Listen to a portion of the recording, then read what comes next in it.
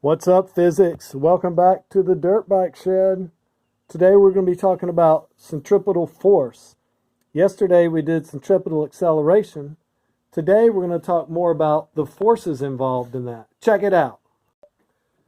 I've got a glass here. See this glass? In the bottom of the glass, there's a little piece of plastic in there. It's a piece of plastic. I don't have a marble with me in the Dirt Bike Shed, so I just got this little piece of plastic here, okay? There was also some water in it. Watch what happens when I make this cup go around. Ready?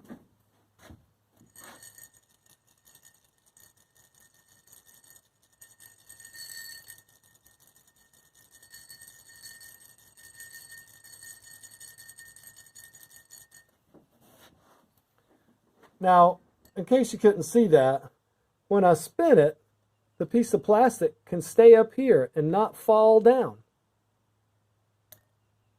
And why is that? Well, it's accelerating in a circle more than it's accelerating down. Okay? It's sort of orbiting the cup. And depending on how much this weighs, I could possibly break my cup. Now, this is a little piece of plastic, and this is made of glass. Originally, I was spinning a bolt around in there. Here's the bolt that's made out of metal, and I was spinning it.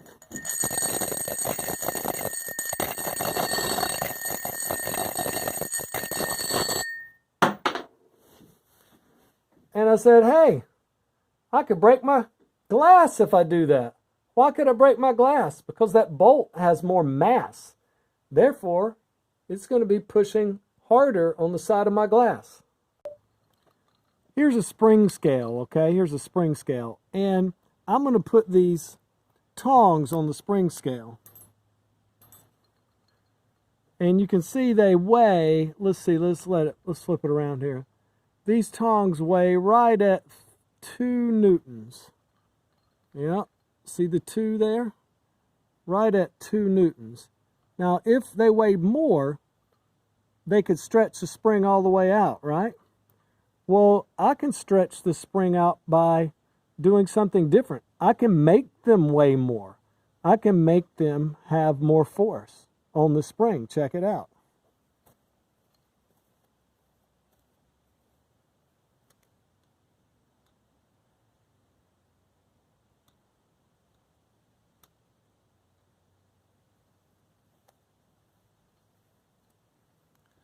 When they were spinning, they had the string stretched all the way. Now, why is that? Centripetal force. If I have enough centripetal force, they'll even have the string stretched when they're upside down. Like that. They'll even be pulling up against the spring. As long as I have them accelerating more than gravity. I'll show you something else. Ooh, I've got a cup of water. Well, it's not a cup of water. It's a beaker with about 400 milliliters of water in it. And it's not trick water. You can see it comes right out. So I can hold this cup open upside down over my head and not get wet. How? Well, I'll show you.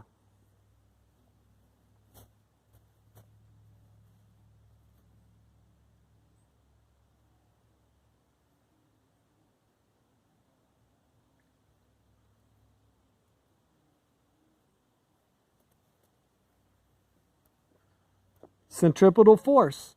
There was more force on the water upwards from me spinning it than there was from gravity with it being here on Earth. Now, I'm going to show you how we can do this with people. Here's a plane, and it's called the ZeroG plane, and they're flying just around in the air, and you can pay to get on this plane. Usually it's rich business people, and then a guy will kind of tutor you on what's about to happen. And then when they pull the nose of the plane up like this, you actually feel heavy because you're going up against gravity, right? Gravity's going down and you're going up. But what they're going to do with this plane is they're going to make it fly in a parabola. They're going to make it fly like this.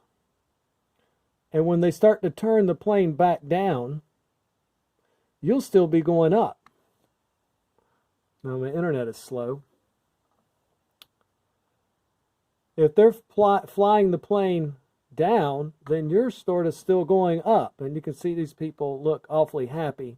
Depending on how the man flies the plane, depending on how the man flies the plane, if he starts flying it down and makes the plane fall the same way you do, well, then you're just going to float. And then when they pull the nose of the plane back up, you're going to stick to the floor and you're going to feel super heavy, right?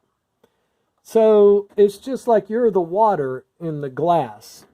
Now, what they don't show you on the video is if he flew the plane like this really hard, then you would stick to the roof of the plane. Just like the water stuck to the roof of the glass, right?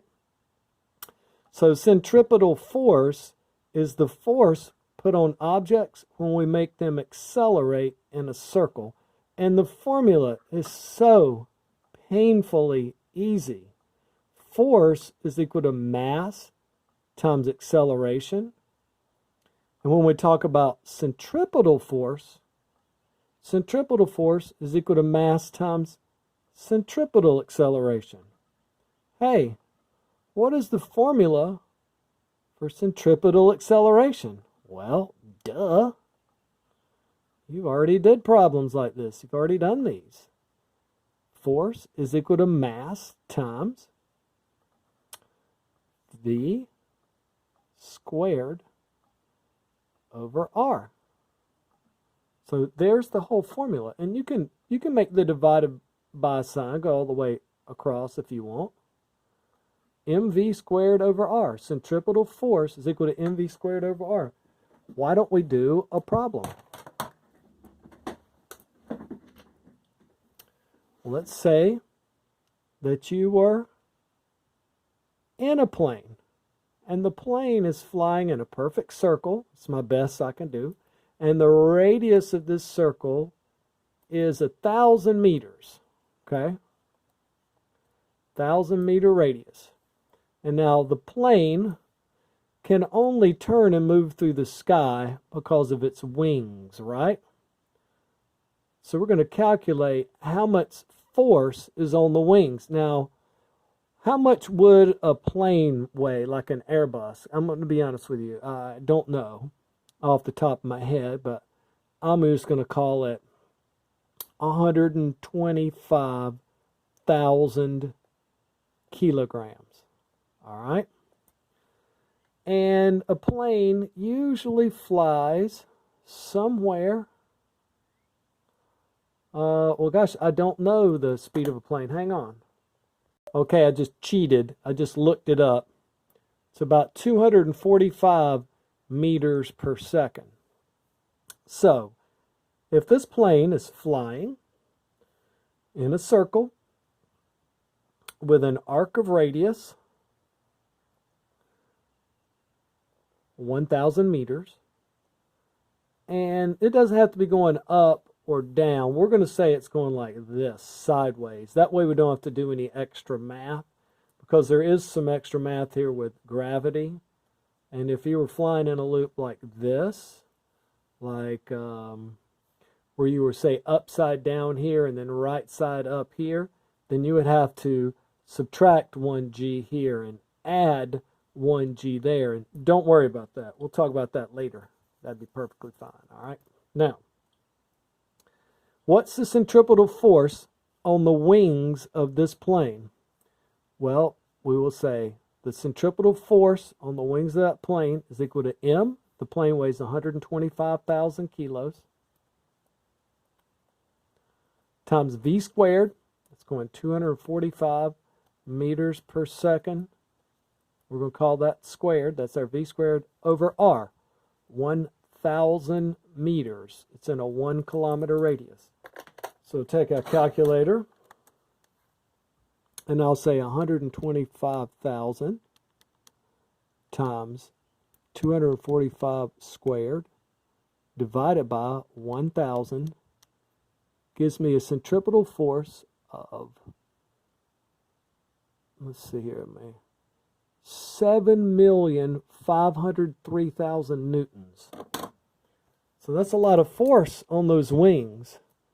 7,503,125 newtons. So, the summary of this short little lesson, FC equals MAC. You already know that formula. So it's really FC, centripetal force, is equal to mass times velocity squared over R. And I'm going to give you a little worksheet to do. Okay? Good luck. Peace out from the Dirt Bike Shed.